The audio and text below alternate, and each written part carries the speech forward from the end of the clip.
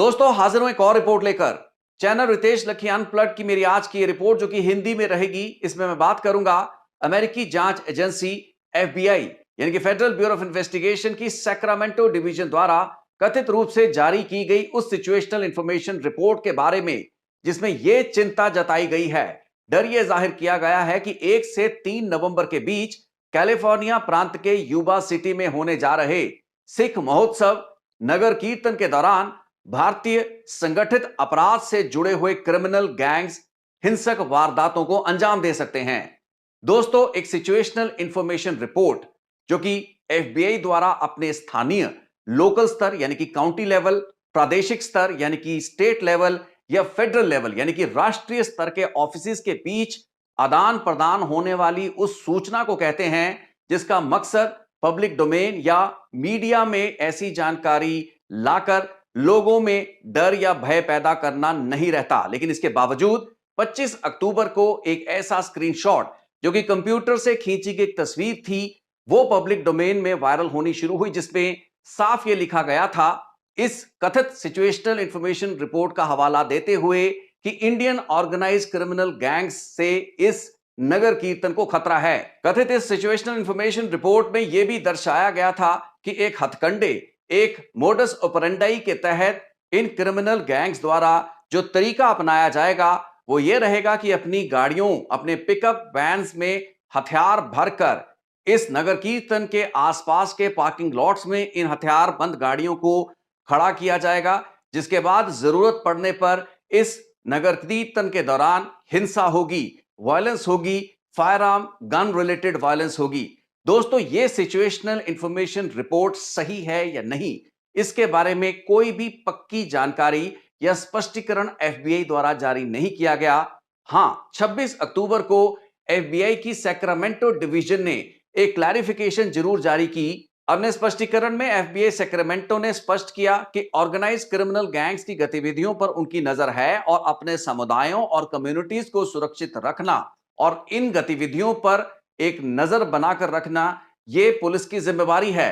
जाहिरी तौर पर बिना 25 अक्टूबर को पब्लिक में आए उस स्पेशल सिचुएशनल इंफॉर्मेशन रिपोर्ट का जिक्र किए एफबीआई ने अपनी तरफ से स्पष्टीकरण दिया। क्रिमिनल गैंग्स के बारे में जिक्र किया गया, लेकिन इंडियन ऑर्गेनाइज क्रिमिनल गैंग जिसका जिक्र सिचुएशनल इंफॉर्मेशन रिपोर्ट में किया गया था, उसका कोई भी reference official Sacramento FBI division द्वारा जारी किए गए इस बहुत ही ब्रीफ बयान में नहीं किया गया। दोस्तों, आज इस रिपोर्ट में हम समझने की कोशिश ये करेंगे कि कैलिफोर्निया जो कि अमेरिका का एक प्रदेश है, एक राज्य है, उसमें सिख धार्मिक समागमों या नगर कीर्तनों के दौरान होने वाली हिंसा का वो जो सर्कल है पिछले कितने सालों से जारी है। अपनी आज के इस रिपोर्ट में हम समझने की कोशिश ये करेंगे कि अमेरिका के राज्य कैलिफोर्निया, जहां भारतीय पंजाबी मूल के, सिख मूल के लोगों की एक बहुत बड़ी आबादी है, एक बड़ा समुदाय है और हर साल नगर कीर्तन और धार्मिक आयोजन किए जाते हैं।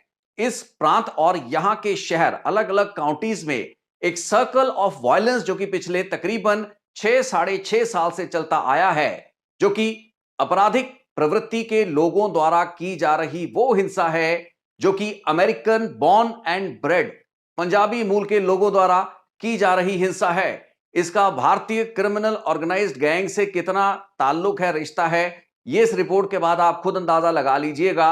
लेकिन पिछले 6 सालों से जो सर्कल ऑफ वायलेंस चल रहा है इस कैलिफोर्निया की इन्हीं काउंटीज, जिनमें यूबा सिटी, वो शहर जहां पर 1 से 3 नवंबर के बीच सिख नगर कीर्तन और धार्मिक आयोजन होने हैं, यहीं से 2018 में जो सिलसिला शुरू हुआ था आपसी टकराव का, कैलिफोर्निया की इन्हीं काउंटीज के शहरों में पिछले 6 साल से हिंसा का जारी वो दौर, जिसमें यहां के स्थानीय गैंग्स AK-47 और धर्मवीर मिंटा इनके हथियारबंद अपराधियों को एक दूसरे को निशाना बनाते हुए देखा गया।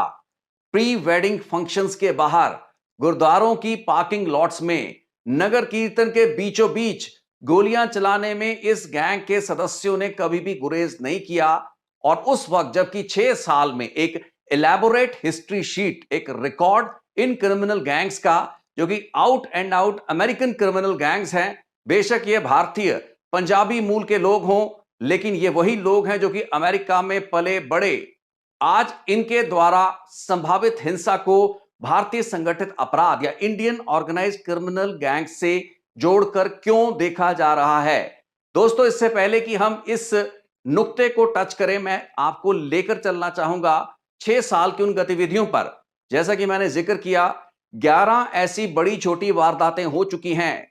साल 2018 में युवा सिटी, उसी शहर जिसमें नगर कीर्तन 1 से 3 नवंबर के दौरान आयोजित किया जाना है, इसी शहर में सबसे पहली झड़प होती है, जिसमें युवाओं के दो ग्रुप आपस में भिड़ जाते हैं। हथियारों के रूप में इस्तेमाल की गई तलवारें और डंडे, लातों और घूंसों की मदद से एक दूसरे ग्रुप के मेंबर्स को निशाना बनाते हुए नौजवानों को पहली बार युवा के इसी नगर कीर्तन के दौरान देखा गया। इसके आने वाले कुछ सालों में कोई बड़ी आपराधिक घटना या कोई ऐसी हिंसक झड़प नहीं हुई, लेकिन सितंबर 2021 आते आते उन्हीं गुटों जो कि 2018 में युवा सिटी में भिड़े थे, उनकी दुश्मनी बढ़ चुकी थी। अब इस दुश्मनी के बढ़ने के कोई बड़े कारण नहीं थे। माना जाता है कि एक दूसरे को कहीं भी देखकर चैलेंज कर देना, चुनौती दे देना, वजह ए रंजिश कोई ज्यादा बड़ी नहीं थी। एक हैंकड़बाजी की लड़ाई थी। अपने आप को दूसरे से बड़ा स्थापित करने के चक्कर में एक ऐसी गैंग वॉर शुरू हो गई। मैं इसे गैंग वॉर कहूंगा। हालांकि इन गुटों के मेंबर अपने आप को किसी गैंग का हिस्सा नहीं मानते, लेकिन ये लोग अपने आप को किसी ना किसी ग्रुप के साथ अलाइंड जरूर मानते थे। तो दो ऐसे बड़े ग्रुप उभरे, जिनमें एक ग्रुप कहलाता था AK-47 गैंग या ग्रुप, और दूसरा कहलाता था मिंटा ग्रुप। धर्मवीर मिंटा नाम का वो व्यक्ति जो कि AK-47 ग्रुप के मेंबर्स के साथ ही किसी समय था, वो अलग हो गया और उसने अपना एक अलग ग्रुप खड़ा कर लिया। यह माना जाता है कि इन ग्रुपों के बीच हिंसा, जो कि लाठियों और डंडों, तलवारों से बढ़कर अब फायरआर्म्स तक आ चुकी थी, पहली ऐसी घटना यही सितंबर 2021 की घटना थी। इसके बाद 3 और बड़ी वारदातें हुई। सबसे अहम और बड़ी वारदात थी स्टॉकटन गुरुद्वारे के बाहर पार्किंग लॉट में हुई वो गोलीबारी, जिसमें बताया जाता है कि 5 लोगों को गोलियां लगी। यह घटना दोस्तों अगस्त 2022 की है। स्टॉकटन का एक बहुत बड़ा गुरुद्वारा है, जहां पर अंदर एक धार्मिक समागम चल रहा था। इनफैक्ट एक स्पोर्ट्स कंपटीशन में स्थानीय जो बच्चे जिन्होंने अलग अलग प्रतियोगिताओं में हिस्सा लिया था, उनको इनाम दिए जा रहे थे। इनाम वितरण समारोह चल रहा था और बाहर मशीन गन के फायर की आवाज से स्टॉकटन का गुरुद्वारा और रादर कहे कि शहर गूंज उठा। अब यहां दो ग्रुप आमने सामने थे, AK-47 और धर्मवीर मिंटा। धर्मवीर मिंटा एक ऐसा किरदार है जो कि अलगाववादी सोच और खालिस्तान समर्थक एक व्यक्ति, जो कि अमेरिका का नागरिक है, हर समय अपने पिकअप ट्रक में असॉल्ट राइफलें और मशीन गनें लेकर यह चलता देखा गया है, पाया गया है। उस दिन, जिस दिन अगस्त 2022 में स्टॉकटन के गुरुद्वारे की पार्किंग लॉट में यह घटना होती है, उस दिन धर्मवीर मिंटे को इस पार्किंग लॉट में बुलाया जाता है। अब इससे पहले की घटना यह रही कि धर्मवीर मिंटे का अपना साला सहजप्रीत, जो कि मिंटा ग्रुप में हुआ करता था, वो भारत के दो अपराधी क्रिमिनल गैंगस्टर्स पवित्र सिंह और हुसनदीप के साथ संपर्क में आ चुका था, और यह चीज धर्मवीर मिंटे को पसंद नहीं थी। अब थोड़ा सा यहां पर मैं पवित्र सिंह और हुसनदीप के बारे में बताना चाहूंगा कि भारत में पंजाब में कई संगीन आपराधिक वारदातों के लिए वांछित है पवित्र सिंह और हुसनदीप, जो कि कुछ साल पहले अमेरिका में पहुंच चुके हैं। माना जाता है कि पंजाब में इनकी आपराधिक गतिविधियां और क्रिमिनल सेल अभी भी एक्टिव हैं। पंजाब पुलिस ने कुछ ही महीने पहले चौरे मदरे गैंग के कुछ सरगनाओं को, कुछ क्रिमिनल्स को हथियारों समेत गिरफ्तार किया। बहरहाल पवित्र सिंह और हुसनदीप की ज्यादा गतिविधियां इस वक्त स्टॉकटन और इसके आसपास की काउंटीज और शहरों में रही हैं, और ये लोग वहां पर लीगली रह रहे हैं, यानी कि इनकी मूवमेंट पर, इनके रहने पर किसी को कोई आपत्ति अमेरिका में नहीं है। माना यह जाता है कि अमेरिका में पवित्र सिंह और हुसनदीप ने अपना जो ग्रुप बनाया है, उसे नाम दिया गया है PMG, यानी कि पवित्र माजा ग्रुप। अब ये आपको FBI नहीं बताएगी, लेकिन ये आपको मैं बताना चाहूंगा कि AK-47 और धर्मवीर मिंटा नाम के इन दो ग्रुपों के अलावा, या कह सकते हैं कि इनके अतिरिक्त, एक और जो ग्रुप इस वक्त उभर चुका है कैलिफोर्निया के इलाके में, वो है पवित्र माजा ग्रुप, जिसे PMG कहा जाता है, जिसका सरगना, जिसका लीडर हम पवित्र सिंह को कह सकते हैं। तो उस दिन अगस्त 2022 को पवित्र और हुसनदीप के साथ धर्मवीर मिंटे की मुलाकात सहजप्रीत ने आयोजित की थी। बताया जाता है कि धर्मवीर मिंटा जब वहां पहुंचता है, वो अपने ऐतराज को जाहिर करता है, जिसके बाद इन दोनों ग्रुपों में आपस में झड़प शुरू हो जाती है। पिस्तौलें, हैंडगन्स निकल आती हैं, जिसके बाद धर्मवीर मिंटा अपने पिकअप ट्रक में जाता है, वहां से अपनी एक मशीन गन उठाता है और उसके बाद ताबड़तोड़ गोलियां चलनी शुरू हो जाती हैं। बताया जाता है कि दोनों ही ग्रुपों के 5 सदस्यों को इस वारदात में चोटें आई। सबसे ज्यादा गंभीर रूप से घायल खुद धर्मवीर मिंटा हुआ। उसकी किडनी तक में गोली लगी और कई महीने के बाद ही उसकी रिकवरी संभव हो पाई। इस वारदात के बाद पवित्र सिंह को भी गिरफ्तार किया गया। बाकायदा इस चीज को दर्ज किया गया। जांच एजेंसियों एफबीआई के नोटिस में यह चीज थी कि पवित्र सिंह और हुसनदीप भारत के नोटेड क्रिमिनल, वांटेड अपराधी हैं, इंडियन गैंगस्टर्स हैं, क्योंकि ये लोग अमेरिकी नागरिक नहीं थे। लेकिन इसके बावजूद अगस्त 2022 की इस घटना के कुछ दिन बाद ही इन लोगों को छोड़ दिया गया कंडीशनल रिलीज पर। इसके बाद अगली बड़ी घटना वुडलैंड कैलिफोर्निया में दिसंबर 2022 में हुई, जब एक समारोह के बाहर गोलियां चलाई गई, उसी गैंग राइवलरी के तहत जो कि 2018 से यूबा सिटी से शुरू हुई थी। इसके बाद मार्च 2023 में सैक्रामेंटो के नगर कीर्तन के दौरान जो घटना हुई वो सबसे ज्यादा गंभीर थी, क्योंकि यहां हजारों सिख श्रद्धालुओं के नगर कीर्तन के बीचों बीच इन गुटों ने, इन ग्रुप्स ने एक दूसरे को टारगेट करने की, निशाना बनाने की कोशिश की। अब 26 मार्च 2023 की घटना यह थी कि सैक्रामेंटो के इस गुरुद्वारा साहिब, जहां पर नगर कीर्तन निकाला जा रहा था, ब्रैडशा रोड और गर्बर रोड पर स्थित यह गुरुद्वारा, नगर कीर्तन में हजारों की गिनती में संगतें थीं। इन्हीं संगतों में इन ग्रुपों के मेंबर, जो कि हथियारबंद होकर आए थे, अपनी गाड़ियों में राइफल्स, असॉल्ट राइफल्स और मशीन गने तक भरकर लाए थे। एक दूसरे को जरूरत पड़ने पर या मौका मिलने पर निशाना बनाने की नीयत और मंसूबे के साथ इन लोगों ने संगत में अपने आप को मर्ज कर लिया, जिसके बाद ये लोग एक आपराधिक वारदात अंजाम देने की फिराक में तो थे, लेकिन अमेरिकन खुफिया एजेंसीज और एफबीआई की नजर इन पर थी। तो इंटेलिजेंस इनपुट के रहने की स्थिति में किसी भी अप्रिय घटना होने से पहले ही सुरक्षा एजेंसियों, लॉ एनफोर्समेंट एजेंसीज ने 2 गाड़ियों से असॉल्ट राइफल समेत, अगर मैं गलत नहीं हूं तो 3 लोगों को गिरफ्तार किया। लेकिन इसके बावजूद इस जगह, यानी कि सैक्रामेंटो के ब्रैडशा के इस गुरुद्वारे में एक अप्रिय घटना फिर भी घट जाती है। इनकी गिरफ्तारी और प्रिवेंटिव एक्शन के बावजूद 2 ग्रुप, जो कि इन्हीं से अलाइंड लड़के थे, उन्होंने एक दूसरे को निशाना बनाया। फायरआर्म्स की मदद से, पिस्तौलों की मदद से एक दूसरे को गुरुद्वारे के बाहर गोलियों से टारगेट किया गया, गोलियां मारी गई। कुछ महीने बाद इनमें से घायल एक नौजवान फौजी की मौत हो जाती है। यह घटना एक बहुत बड़ी घटना थी और इसके कुछ हफ्ते बाद अप्रैल 2023 के महीने में सटर काउंटी और कैलिफोर्निया अटॉर्नी जनरल ऑफिस ने एक बहुत बड़ा ऑपरेशन कर 17 लोगों को गिरफ्तार किया। कैलिफोर्निया की अलग अलग काउंटी की लॉ एनफोर्समेंट एजेंसीज और अटॉर्नी जनरल ऑफिसेज ने एक बहुत बड़ा ऑपरेशन चलाया, जिसे नाम दिया गया ऑपरेशन ब्रोकन सोर्ड।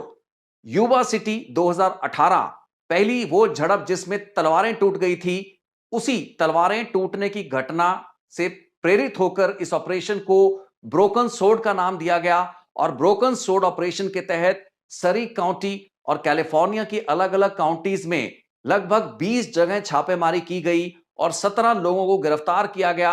इनमें पवित्र और हुसनदीप भी शामिल थे।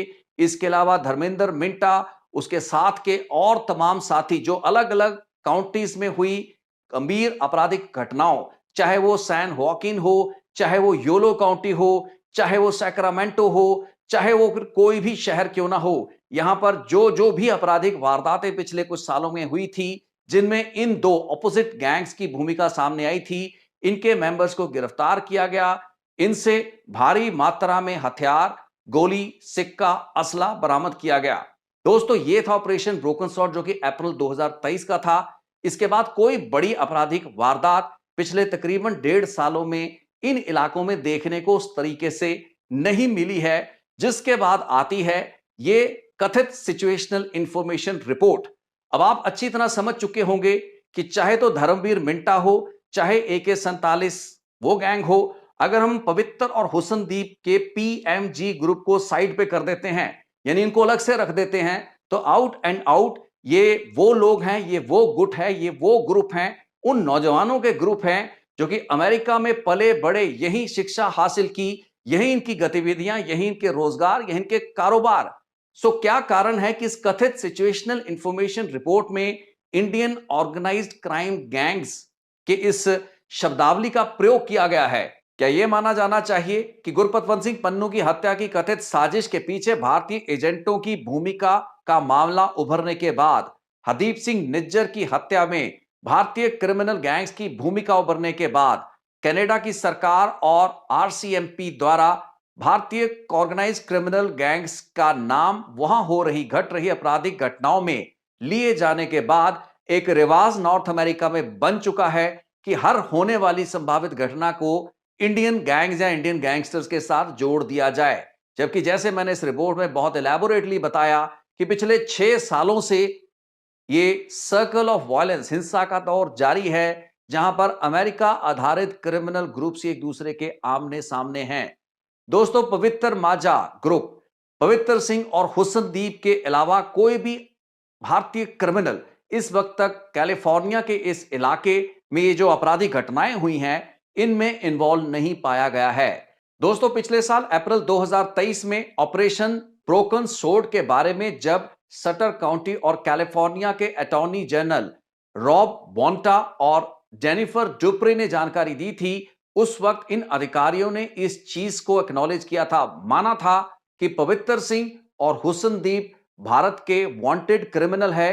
भारत में, पंजाब में पॉसिबली कई आपराधिक घटनाएं, और खास करके जिन शब्दों का प्रयोग उन्होंने किया था, मर्डर्स की वारदातों में इन लोगों की भूमिका पाई गई है। अब यहां उठने वाला सबसे गंभीर और महत्वपूर्ण सवाल यही है कि इंडियन गैंगस्टर्स या इंडियन ऑर्गेनाइज क्रिमिनल गैंग्स की परिभाषा में पवित्र सिंह और हुसनदीप दोनों फिट होते हैं।